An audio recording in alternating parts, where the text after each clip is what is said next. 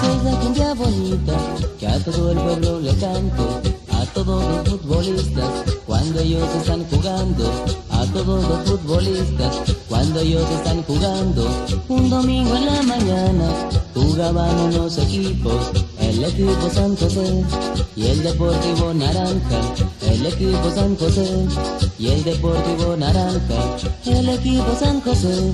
El control casi perdía, Pando solo en la defensa y los medios hasta arriba, Pando solo en la defensa y los medios hasta arriba, y decían: Pando tiró el balón Por ahí, Pando tiró el balón, por allá, Pando tiró el balón, ¿por qué? porque ya no podía más. Pando tiró el balón, Por ahí, Pando tiró el balón, por allá, Pando tiró el balón, ¿por qué? porque ya no podía más. ¡Epa! ¡Pata la pata, por ahí, Andrés! ¿Qué pasó? ¿Quién la va a tocar?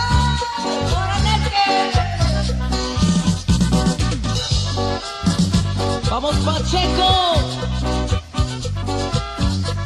El Deportivo Naranja ya no sabía ni qué hacer.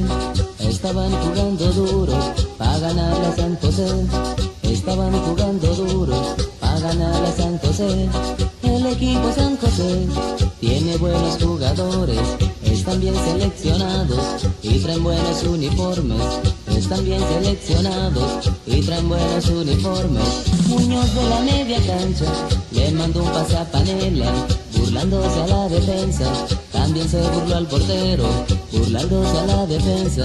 También se burló al portero y decían: me la metió el gol, Por ahí, me la metió el gol, por allá, me la metió el gol, ¿por qué?